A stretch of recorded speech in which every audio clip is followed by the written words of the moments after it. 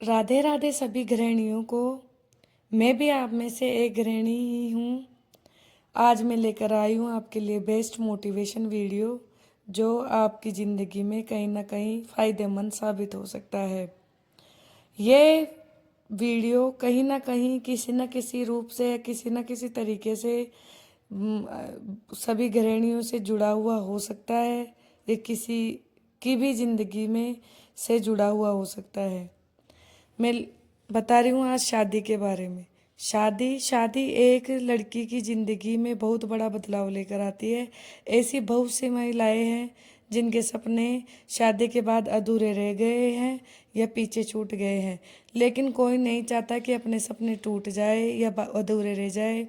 शादी के बाद एक लड़की की ज़िंदगी में नई नई जिम्मेदारियाँ आती है, एकदम नई जगह है, नए लोग शामिल हो जाते हैं और एक गृहिणी अपनी उन जिम्मेदारियों को अच्छे से पूरा करने की कोशिश भी करती है और करनी भी चाहिए। एक सफल गृहिणी को एक महिला के जो सपने होते हैं कहीं ना कहीं पर पीछे छूट जाते हैं, तो उनका पूरा करने की हर संभव कोशिश करनी चाहिए।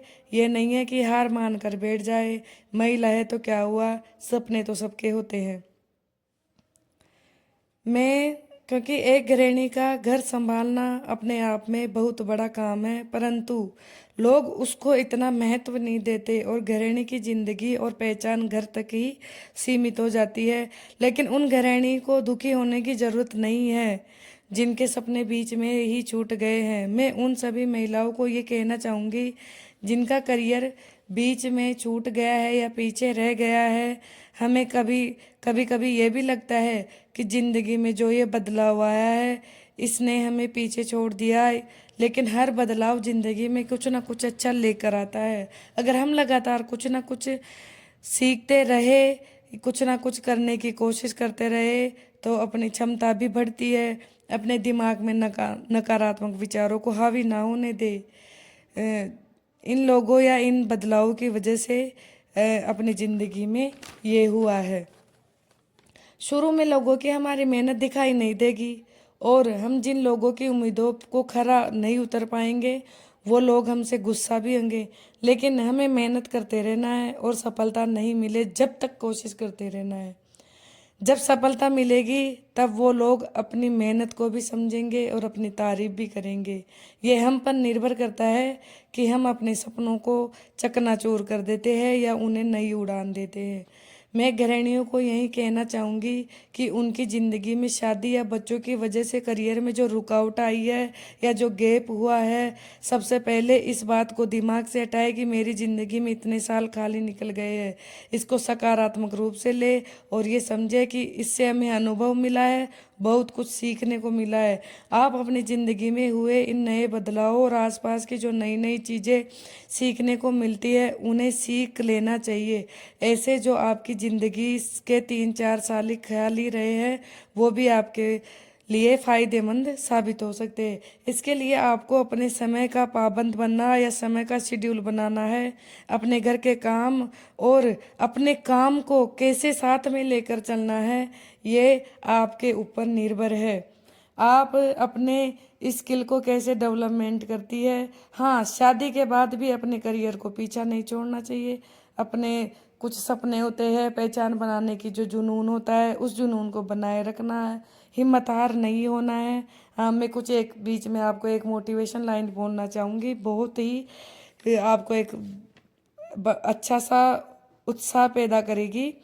स्त्री ऐसा गुरु है जो टूटे हुए शर्ट के बटन से लेकर टूटे हुए आत्मविश्वास को जोड़ना जानती है। आप इस लाइन पे गौर कीजिएगा, क्योंकि देखिए अगर हम मेहनत करें तो ऐसा कोई भी काम नहीं है जिसे एक स्त्री या एक गृहिणी पूरा नहीं कर सकती। हाँ, गृहिणियों में एक सबसे बड़ी आदत ये और होती है, वो कुछ भी काम सीख बहुत जल्दी सीख जाती है। अगर कोई भी उनके लिए जो नया काम है उनको जल्दी से जल्दी सीखती है। ये इनको एक गॉड गिफ्ट या भगवान का आशीर्वाद समझो। अगर वो एक माँ के रूप में भी होती है, एक पत्नी के रूप में होती है, एक बहू के रूप में, बहन के रूप में, बेटी के रूप में, सारे काम या अपने जो सारे फर्ज होते हैं पूरे करने की हर संभव कोशिश करती है। तो अगर जब बात अपने सपनों की आ जाए तो अपने सपनों में भी वो हिम्मत क्यों हारती है, और हिम्मत हारनी भी नहीं चाहिए। उनको हर संभव या अपनी पहचान ये नहीं है कि इससे पैसा ही कमाया जाए या इससे अपनी ज़रूरतों को पूरा किया जाए, ये तो खैर है ही, या ये भी नहीं है, ज़रूरतें तो पूरी भी हो जाएगी, लेकिन एक आत्मनिर्भर और अपनी पहचान बनाने की जो होती है समाज में, ये कोशिश करनी चाहिए कि अपने सपने पूरे हो। हाँ, लेकिन कुछ लेडीज़ें हैं या कुछ महिलाएं हैं, कुछ गृहिणियाँ हैं, मैं भी आप में से एक ही हूँ। ये नहीं है कि ये वीडियो मेरे ऊपर बनाई हूँ, ये किसी से जुड़ा हुआ है, ये कुछ भी नहीं है इस वीडियो में। लेकिन जो मैं ये बताना चाह रही हूँ, ये मेरा खुद का अनुभव है, मेरे खुद से बीती हुई है, या फिर ऐसा नहीं है कि पूरा ही मेरे ऊपर है। लेकिन ये वीडियो मैं उन महिलाओं के लिए लाई हूँ जो कुछ ना कुछ करने की कोशिश तो करती है, लेकिन उनको समझ में ये नहीं आ रहा होता है कि हमें करना क्या चाहिए। सबसे बड़ा प्रश्न होता है उनके दिमाग का कि वो करना तो चाहती है कि हम कुछ ना कुछ करें, लेकिन वो करे क्या, बस ये समझ से बाहर। ये नहीं है कि आप जॉब करो या कुछ और करो, या ऐसे उसके लिए पढ़ाई भी हो, ये इतना जो नहीं, आपके लिए नॉलेज होनी चाहिए, वही सबसे बड़ी बात है। जैसे कि आप सिलाई कर सकती है, आप कुछ मोटिवेशनल वीडियोस, अगर आपको फ़ोन के बारे में, सोशल मीडिया के बारे में थोड़ी नॉलेज है तो आप यूट्यूब पे भी आ सकती है।